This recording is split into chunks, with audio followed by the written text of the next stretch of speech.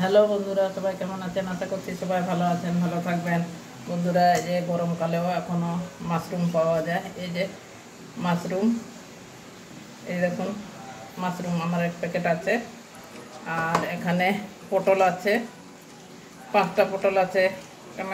Tomato তো আছেই। তো আজকে পটল আলু দিয়ে মাশরুমের তরকারি করব। প্যাকেটটা খুলছি, এরকম প্যাকিং করা থাকে। এই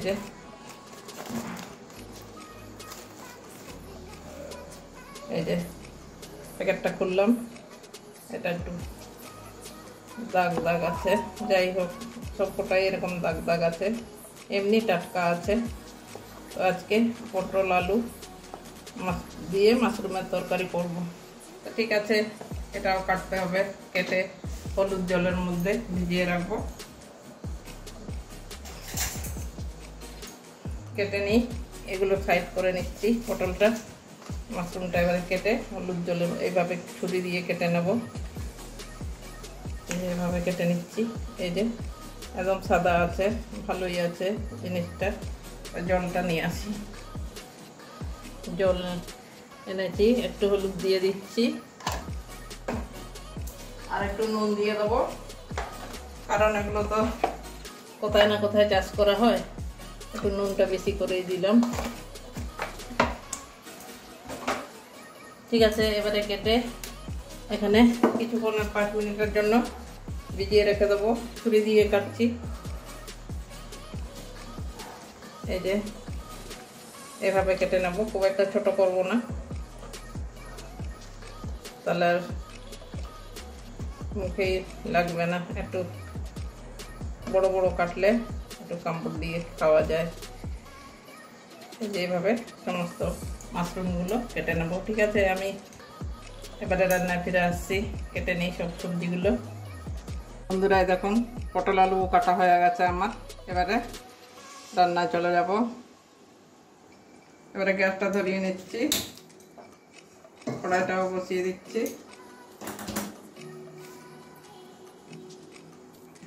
কড়াই গরম হয়ে গেছে, তেল ঢেলে নিচ্ছি। পটলটা ভাজবো আগে।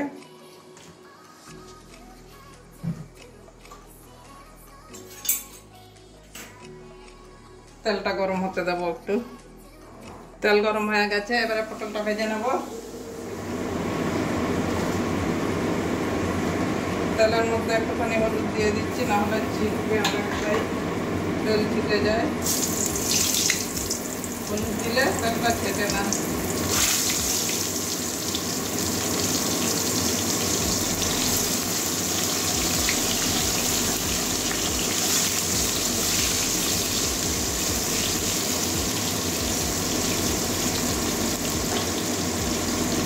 পটলটা একটু লাল লাল করে ভেজে নেবো, কাঁচা গন্ধ যাওয়ার পর্যন্ত।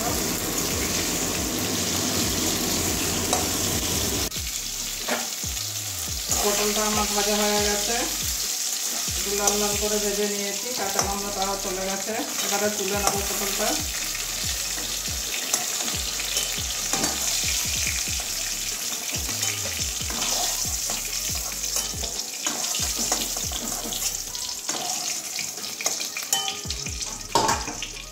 ওই তেলের মধ্যে আলুটাও ভেজে নেবো হালকা।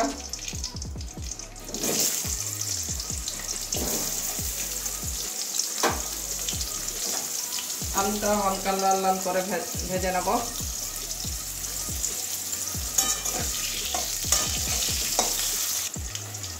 আলু ভাজা হয়ে গেছে, এবারে আলুটাও তুলে নেব।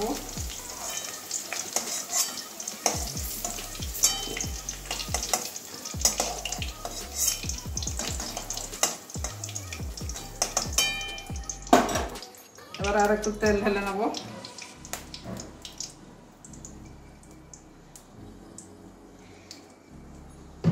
আবারও তেল গরম করতে দেব। তেল গরম হয়ে গেছে, ফোড়নে গোটা জিরে দিয়ে দিচ্ছি 1 চামচের মতো।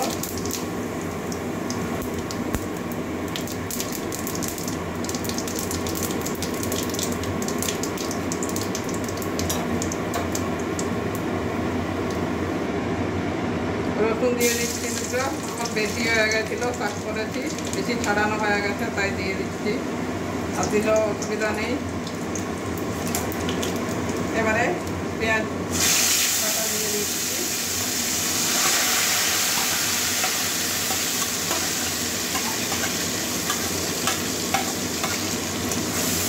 এবারে সব ভেজে নেব পেঁয়াজটা কাঁচা গন্ধ যাওয়া পর্যন্ত।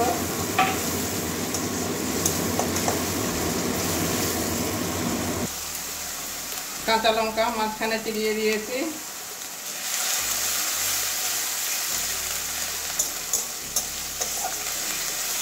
পেঁয়াজের সঙ্গে এটা ভেজে নেব। পেঁয়াজটা ভাজা হয়ে গেছে, এবারে আদা রসুনের পেস্টটা দিয়ে দেবো।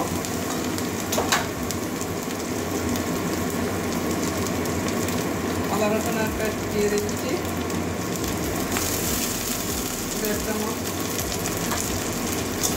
এটাও কাঁচা গন্ধ যাওয়া পর্যন্ত ভেজে নেব।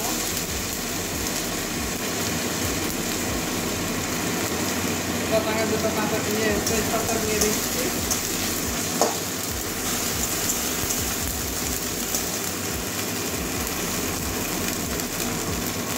হলুদ দিয়ে দিচ্ছি একটু আগে আগে, আদা রসুনটা শিখে যাচ্ছে।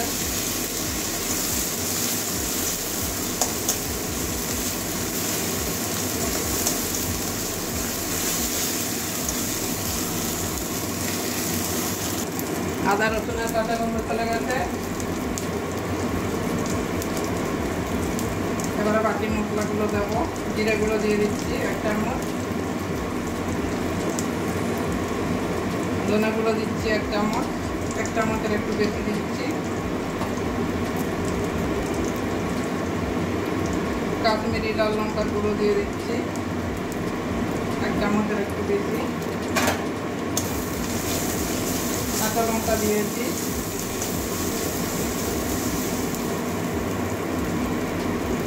আগে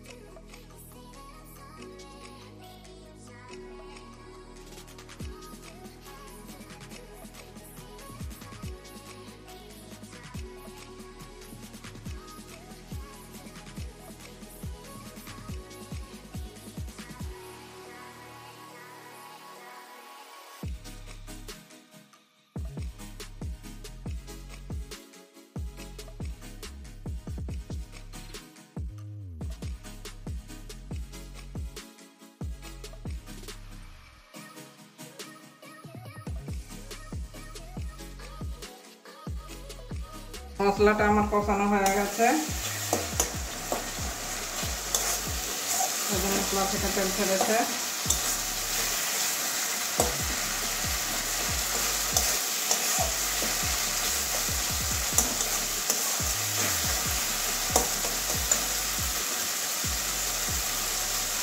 এবারে ধুয়ে রাখা মাশরুমটা দিয়ে দেবো। 8 ঘন্টা ধরে ভিজালাম, জলে ভিজিয়ে রেখেছিলাম।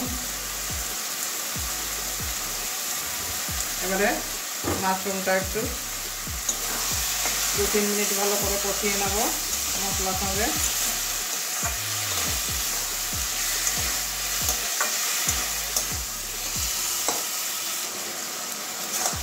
মাশরুমটা আমার 2-3 মিনিট কষানো হয়ে গেছে। এবারে ভেজে রাখা আলু পটল দিয়ে দেবো। সবগুলো আবার একসঙ্গে কষিয়ে নেব।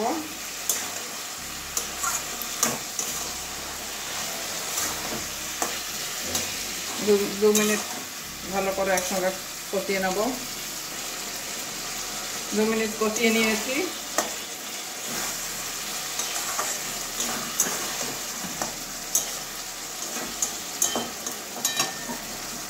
কড়াইটা একটু বেঁকা হয়ে গেছে।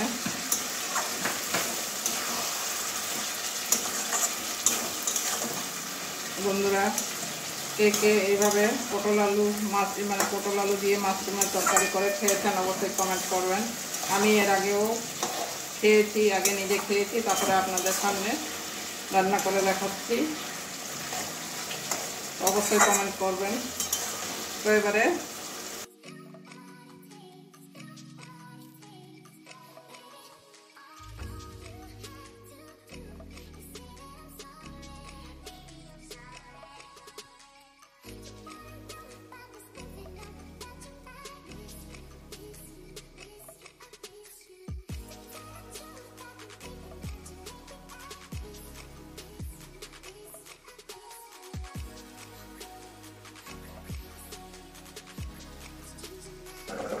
এবারে 4-7 মিনিট পরে আবার ঢাকনা খুলছি।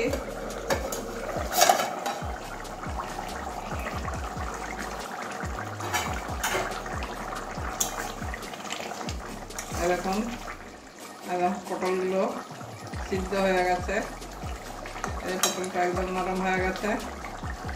আলু সিদ্ধ হয়ে গেছে। এই যে একটু ঝোলঝোলি রাখছি, ঝোলঝোলি রাখবো আর কি। এবারে একটু গরম মশলার গুঁড়ো দিয়ে দেবো। এবারে একটু গরম মশলার গুঁড়ো দিয়ে দিচ্ছি।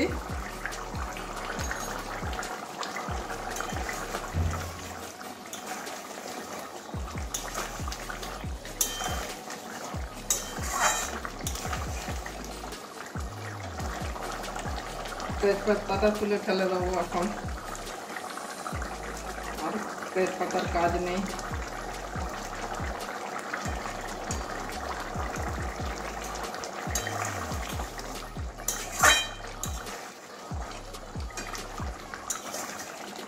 মাশরুম তো নরম জিনিস, একদম ছোট ছোট হয়ে গেছে দেখুন মাশরুমটা।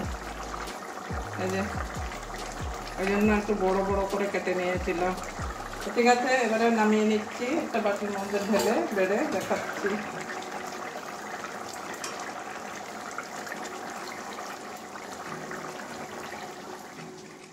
বন্ধুরা আমার আলু পটল দিয়ে মাশরুমের তরকারি হয়ে গেছে। মাশরুম তো একদম নরম জিনিস। এই যে মাশরুমগুলো এইভাবে ছোট ছোট হয়ে গেছে। তো আগেও জিজ্ঞাসা করেছি, আবারও জিজ্ঞাসা করছি, কে কে খেয়েছেন আলু পটল দিয়ে মাশরুমের তরকারি অবশ্যই কমেন্ট করবেন। আর ভালো লাগলে তো লাইক করবেন। আর যেসব বন্ধুরা নতুন আছেন তাদেরকে বলবো লাইকও করবেন, চ্যানেলে নতুন হলে সাবস্ক্রাইব করে নেবেন। এরকম নতুন নতুন যা ভিডিও ছাড়বো সবার আগে পেয়ে যাবেন। গরম আছে ওই জন্য স্টিলের প্লেটে বেড়ে নিলাম বন্ধুরা। তো কেমন হয়েছে অবশ্যই কমেন্ট করবেন। আবারও বলছি, ভালো লাগলে লাইক করবেন পুরনো বন্ধুরা। আর আপনারা অবশ্যই একদিন বাড়িতে এইভাবে বানিয়ে খাবেন, সবাইকে খাওয়াবেন, খেতে কিন্তু খুবই ভালো হয়। তো আমি আগেও খেয়েছি, আবারও আজকেও রান্না করলাম। আমাদের মানে মাঝে সাঝে মাশরুমটা নিয়ে আসে, খাই, ভালো লাগে। তো যাই হোক, একটুখানি টেস্ট করছি। এটা মাশরুম একটু ঠান্ডা হতে দিচ্ছি। এই যে মাশরুমটা কিছু বড়গুলো বড় বড় আছে, এই যে এরকম ওই ইয়ে শুদ্ধই কেটেছি, ডাঁটি শুদ্ধই কেটেছি।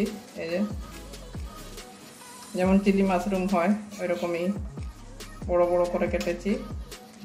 তো একটুখানি টেস্ট করছি কেমন হয়েছে। আর আপনারা না করে খেলে বুঝবেন না, একদিন অবশ্যই বানাবেন। তো ঠিক আছে বন্ধুরা, বেশি বক বক করি, আজকের জন্য এটুকুনই। সবাই ভালো থাকবেন। প্রচণ্ড গরম আমাদের এইদিকে, আপনাদের ওইদিকে কীরকম গরম আছে অবশ্যই কমেন্ট করে জানাবেন। বৃষ্টি হচ্ছে মাঝে সাঝে, তাও কিন্তু গরমটা কমছে না।